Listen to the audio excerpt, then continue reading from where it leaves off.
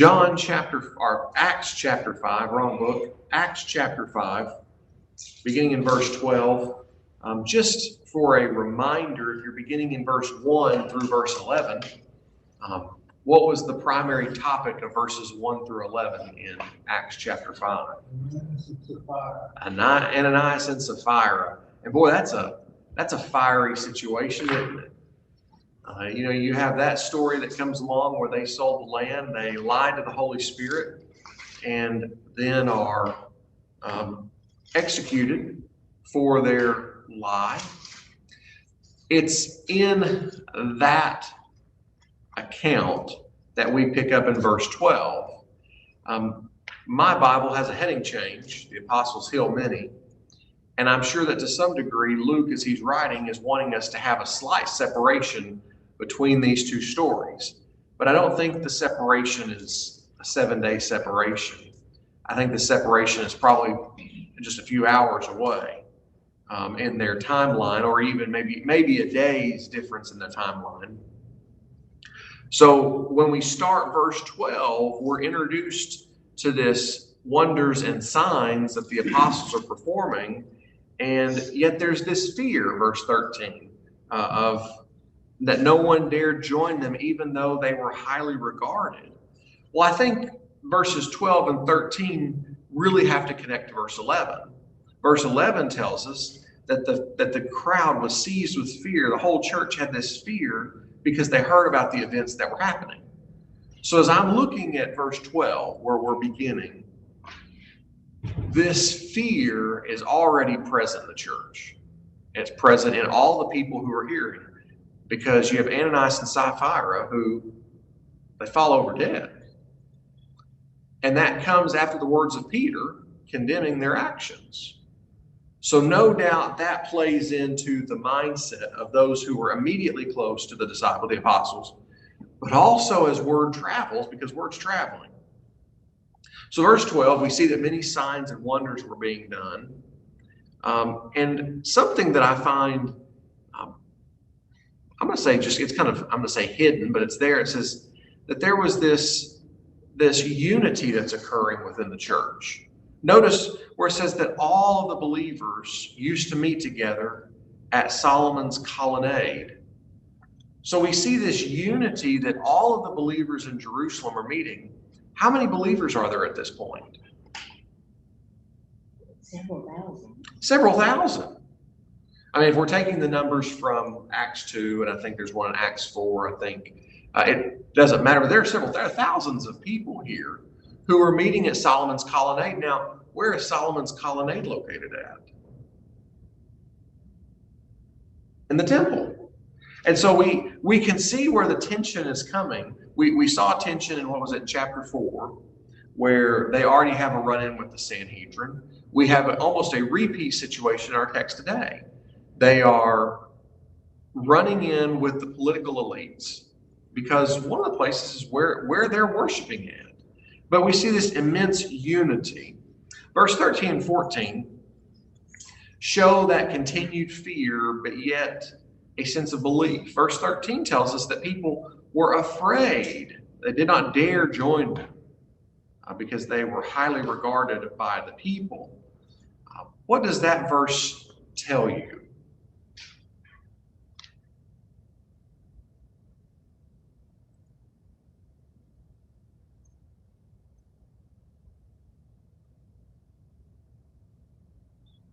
If the president called and said, I want you to serve on my cabinet.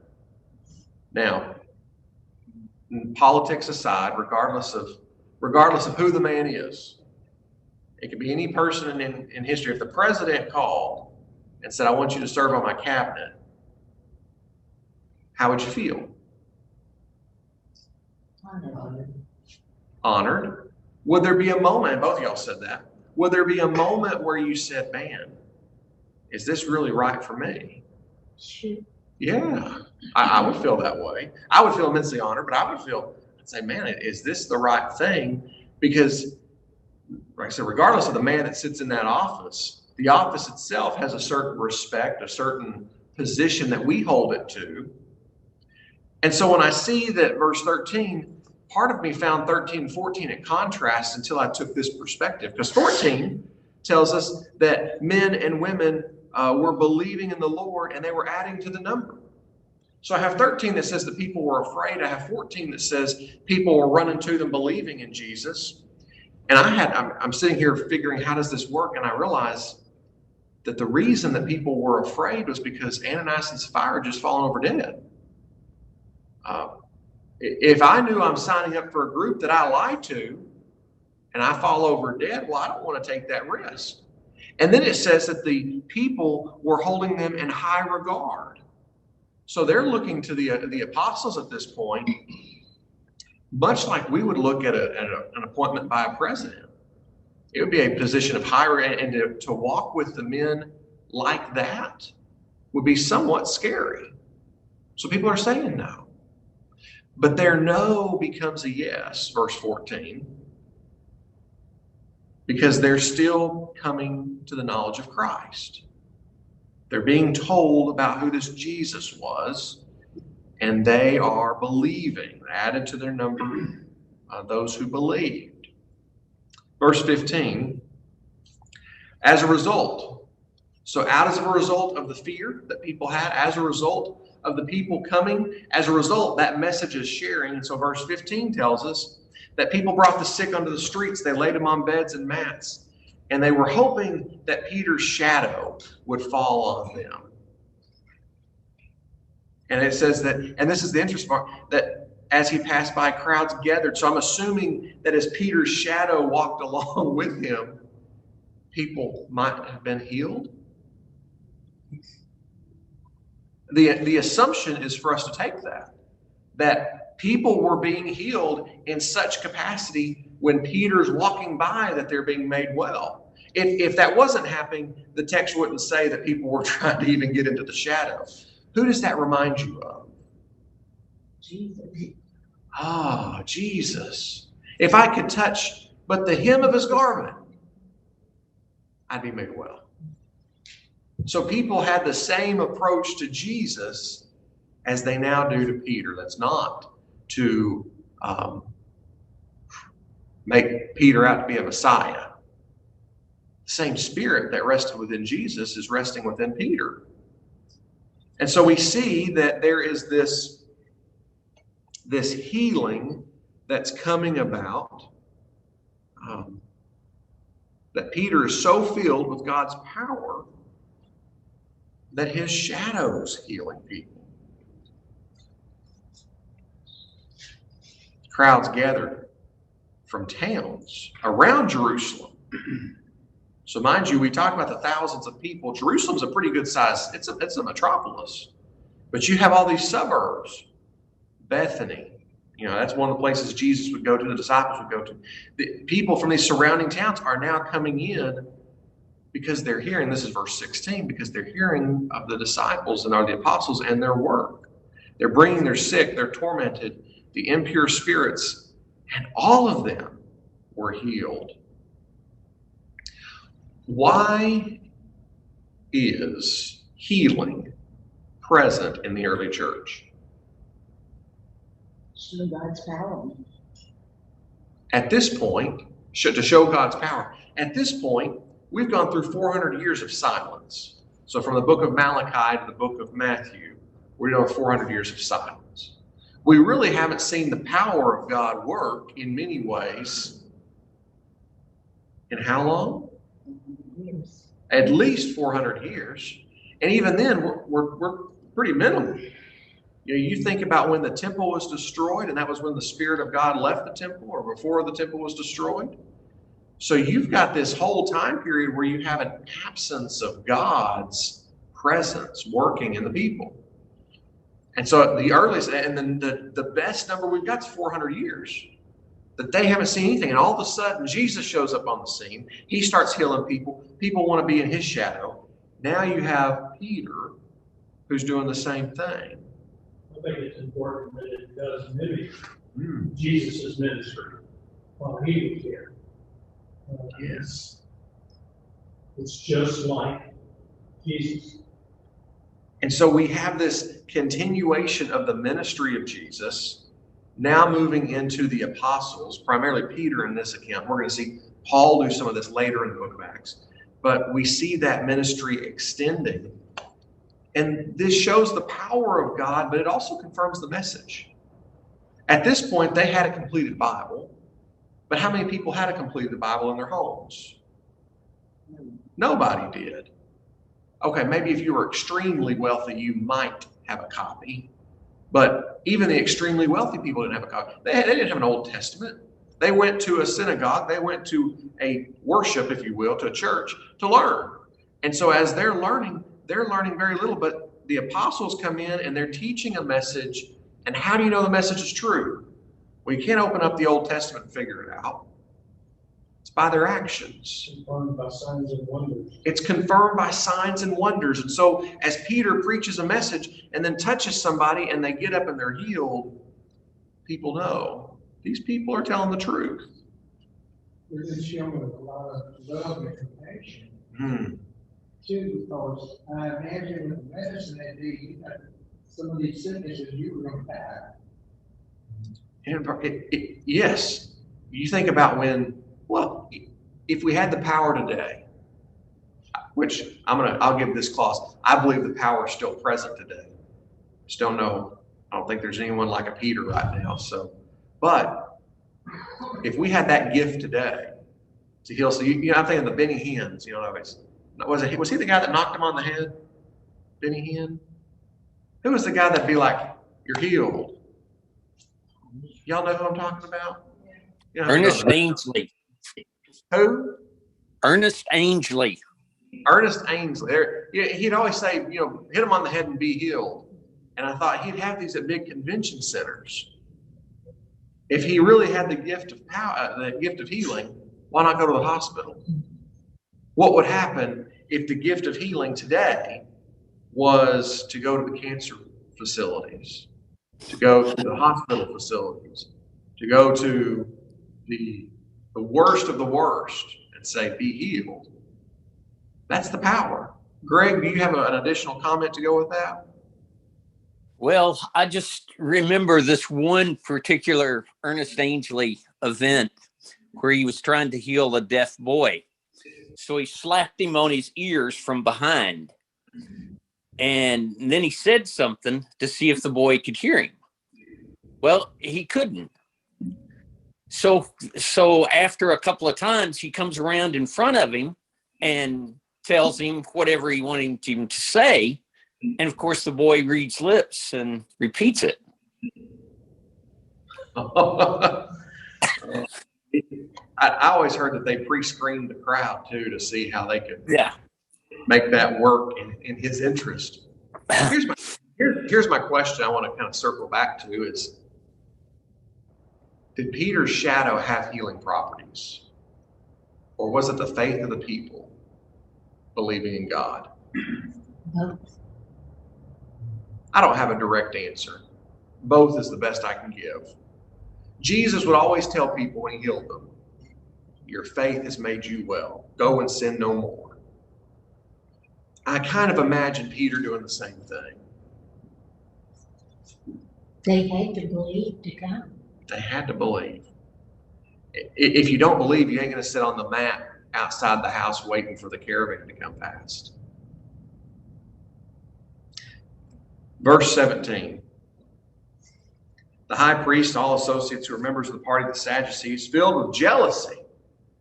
So that's what fuels the feeling in this part of the text. Jealousy. Why would they be jealous? They couldn't do those things. They couldn't do it. They didn't have that kind of power. They've been religious leaders their entire life. You got a whole bunch of hillbillies from Galilee now who are coming up and they're doing amazing things. What else are they jealous about? The crowd. Thousands of people are following the apostles now. And they're losing people too from their own ranks, as we'll see later on. Yes. The more people that start following this Christian movement, the way is the way the book of Acts calls it. The more people that start following the way, the less control the Jewish elite have over the people. The less Here, let's say this, the less maybe monetary contribution that makes its way into the temple, the less of all these other things that start to slowly erode at their power. And the Jews, the Jewish leaders, will look at this as a threat against Rome. They're going to say, well, this is a unauthorized religion apart from us, and so therefore we need to have something done about it. You notice that the accusation that's made here about jealousy, so they arrested them, verse 18, they arrested them and put them into a public jail. You'll notice the accusation is not that the apostles have violated the law of Moses. If they had violated the law of Moses, the temple guards would have every right. The Jewish leaders would have every right. It's not that there's a law of Moses that's being violated or even a Jewish tradition. It's that they're jealous. So the high priest, does anyone remember who the high priest was under Jesus' term? I didn't write that one down. I'm thinking Caiaphas. Annas and Caiaphas. Say that again, Greg. Annas and Caiaphas. Annas was the father-in-law that actually was the power behind the throne, and Caiaphas was his son-in-law. Okay. Well, Betty had actually said, what'd you say? Ananias. Greg, it's like Habakkuk and Habakkuk. Greg says Habakkuk. But, we have, I didn't write down the Ananias when I just wrote down Caiaphas, but we are correct. Those two high priests, they're probably still the same high priest sitting at this point. We're not that far removed from the time of Jesus. I mean, we're a couple of months from when Jesus has passed or resurrected, we're not really that far along here. So we come to, they have him arrested, thrown in public jail, verse 19. During the night, the angel of the Lord opened the door that brought them out. Go stand in the temple courts, he said, and tell the people all about this new life. First thing I find interesting is who lets them out of jail? An angel. If you think about the Philippian jailer, you go a little forward for, that was Peter, wasn't it? I think that's Peter. And it says there was an earthquake and all the gates opened up and all the people stayed around. And so that's where the guard was about to throw himself on the sword. Here an angel lets them out. Now, the thing I find interesting is, do the Sadducees believe in angels? No. They don't.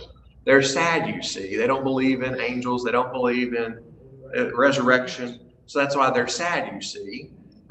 So I find it interesting that an angel's present in this situation. Instead of just, the gates opening up and a light shining and the guard's not able to see and the guy's walking out. It's not like the Philippian jailer. An angel comes, escorts them out, and says, keep preaching. Now, why would the angel say that?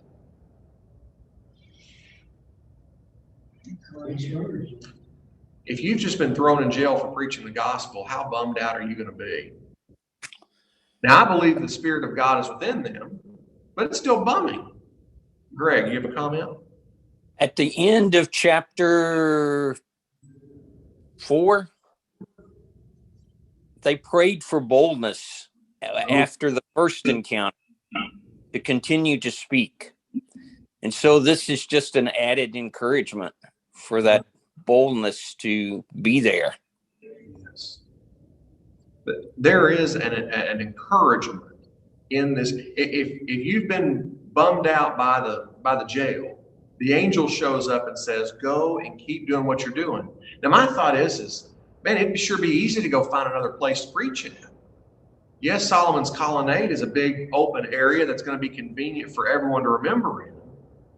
But you can't tell me you couldn't find another place. You couldn't be like Jesus or John and go outside of towns where John went and started gathering his crowds, and people followed. If you have the message right, people are going to go. If the Spirit's there, they're going to go. So I questioned, why did the apostles not leave? But I realized that they're told, stand in the temple. Didn't it say that a lot of people went early to worship God? But people would go early to worship God in the temple. And so that's where I say that the apostles are being told by the Spirit and now by an angel where they need to be. And it's not, John's ministry was a ministry in the wilderness, but they're being told, no, go to the heart of the Jewish religion. Why would the heart of the Jewish religion be an important place to be at this time? I think their mission was to the Jews first.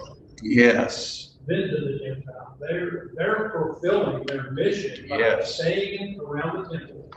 They're speaking to the Jews only at this time. There's no Gentiles unless there's a few converts or something. But mostly Jewish, almost exclusively Jewish at this point. And that's their mission, is to take it to the Jews first. Think about your thesis of the book of Acts. To Jerusalem, Judea, and then to all the expanses of the world.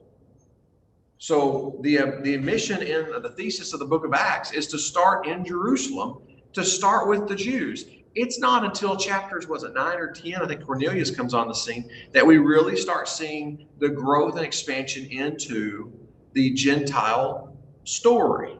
So they are following the thesis that we've been told, but more so, it's God is starting the transformation of the people in the heart of his people, hoping that the heart of his people will change. We have a major or a large number of believers in this area at this time. Mm-hmm. This is a major confrontation with the Sanhedrin. Yes. This is basically the demise of the Sanhedrin in their control of the people and what they believe. This is the demise, and for about the next 30-ish years, they're going to have control. But that's going to come to an end very quickly. It says here that they're supposed to teach about this new life. I have two references you can write down for this new life. Acts chapter 3, verse 15. And you killed the author of life, whom God raised from the dead. To this we are witness. And Acts chapter 11, verse 18. When they heard these things, they fell silent. They glorified God, saying, then the Gentiles also God has granted repentance that leads to life. Now, for time's sake, I'm going to have to cut through some of my notes because I'm not going to finish this. Let's just go through Reader's Digest real quick. Verse 21, the Sadducees, they've locked them up in jail. They're coming back. They're all meeting up. And this is basically like a courtroom. They're all getting everyone together. They send for the apostles to be brought forth for their trial. They go and they say they can't find them. Then they find them. They're out teaching in the temple courts. You'll notice that the guards go carefully to get them out of the temple. Why do they go carefully? They're scared of the people. They know that if they do anything wrong, the people are on the side of the apostles. So the Sanhedrin gets them in. This is verse 27 now. The apostles were brought in. They appear before the Sanhedrin. The Sanhedrin says, we gave you strict orders not to teach in his name. Yet you have filled Jerusalem with your teachings and are determined to make us guilty of this man's blood. That was a powerful verse to me. And I'll tell you why. When they crucified Jesus, what was the comment made by the Sanhedrin? Let his blood be on us, and on our children, and on our children's children. And what's the verse they say here? You, apostles, are trying to put the blood of Jesus on us. They're the ones that already claimed it back at the ending of the gospel narrative. And here, they're the ones now trying to deny it. Yet you have filled Jerusalem with your teaching. I think what we see is this heart of the Jewish people, the Sanhedrin, the Pharisees that are going to follow around it. We see in that group a desire to completely separate themselves from Jesus. Now, what does that do for a person when they're completely separated from Jesus? There is no hope. I want to jump quickly now to the story of Gamaliel. By the way, the apostles, and this is a beautiful passage where they say, this is verse 29, we must obey God rather than human beings. Our God, whom Jesus you killed, hanged him on a cross. God, he lifted him up. They preached the gospel basically in verses 29 through 32. And then verse 32, I want to catch this before I make it to Gamaliel. It says that we are witnesses of these things. Under the law, if you had 2 or 3 witnesses, what did that mean? It was true. If something happened by one witness, it wasn't good. Couldn't count it. If you had 2 or more witnesses, then the validity of the story became more real. Well, here you've got at least Peter, and you're going to have some of the other apostles, and Jesus made himself present among hundreds of others. So you have the witness capability to say that the resurrection occurred, and the court system of the day is not listening. What does that tell us about the court system? It's a corrupt court system. They're focused on one thing, maintaining their own power. We make it to Gamaliel, and I'm just going to skip through to him. Gamaliel asks for the apostles to leave. They do. Gamaliel stands up and makes this address, verse 35. Men of Israel, consider carefully what you intend to do to these men. Some time ago, Thaddeus claimed 400 men rallied to him. They were killed. After him, Judas, this is 37, the Galilean appeared in the days of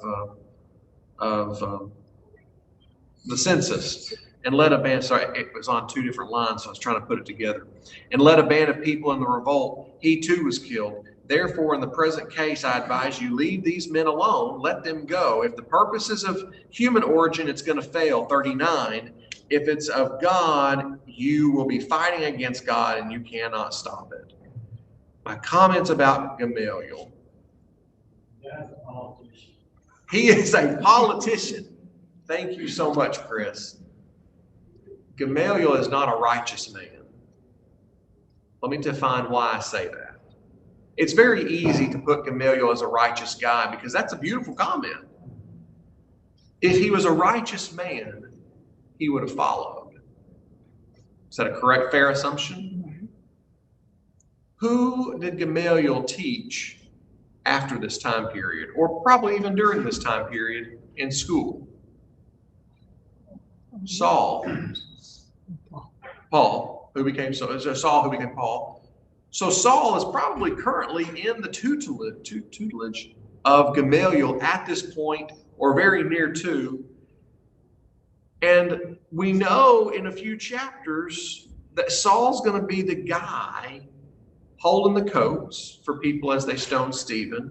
We know that Saul's going to be the guy that goes to the Sanhedrin that says, let me go kill these Christians. So I'm building the assumption that Gamaliel's not a righteous man at this point. Now, I'm not saying what happens later on in his life. We're not told. But let's not redeem Gamaliel yet.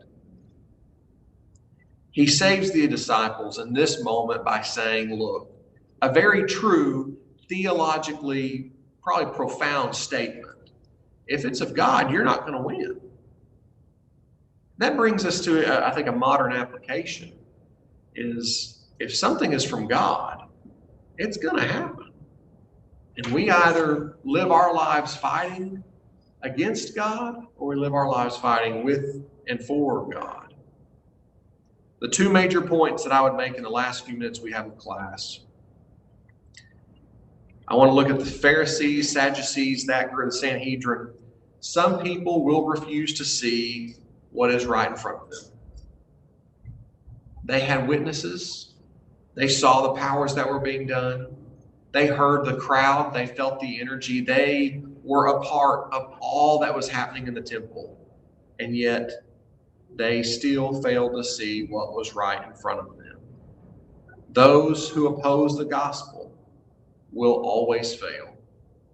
That's my second point, my second application. Those who oppose the gospel will always fail. For centuries, people have tried to destroy the Bible that you have. They've tried to conceal the message. They've tried to do everything possible to annihilate the gospel message. And even still in our present world, there are people who are trying to do that. Don't get too worked up.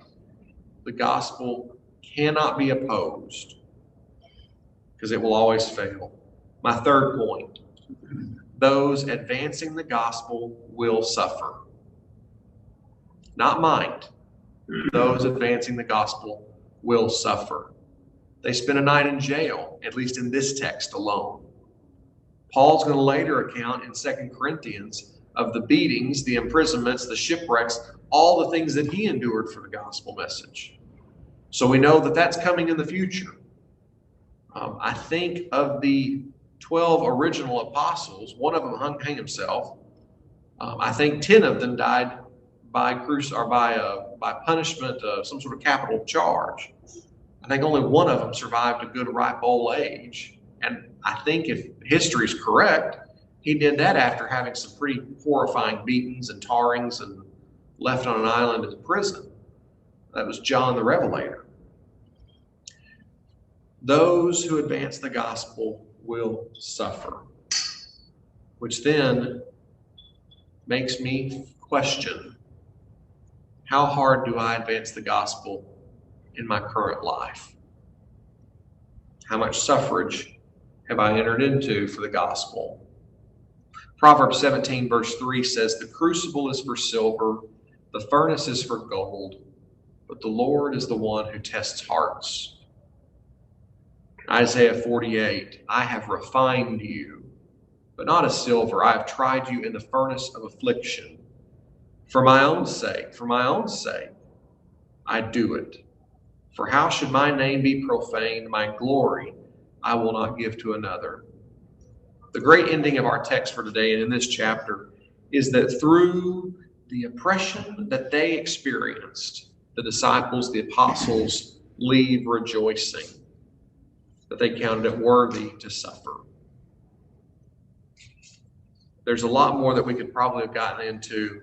There are so many deep comments. Some things that you might be interested in studying on your own. I would study that New Life reference. I forget what verse that was in now. Verse 20, the New Life reference. I would also study in verse 44, it says that they were suffer disgrace for the name. I think it's interesting that Luke switches to the name. I think it'd be a fun study for you to look into why he switched to the name instead of Jesus or God or whatever else he's choosing. But they never stopped teaching. In spite the pain, in spite the difficulty, there was a fire that burned within them that could not be consumed, that could not be put out, quenched. Jeremiah says it this way, I will not mention him. If I say, I will not mention him or speak any more in his name, there is in my heart as a burning fire shut up within my bones, and I am weary with holding it in. Alas, I cannot. My prayer for us in the text from today is that the fire of God would burn within us in a way that cannot be quenched, in a way that says, bring whatever this world has, but let me share and let me give Jesus. Thank you for your attention. We'll look forward to next week picking up on chapter 6.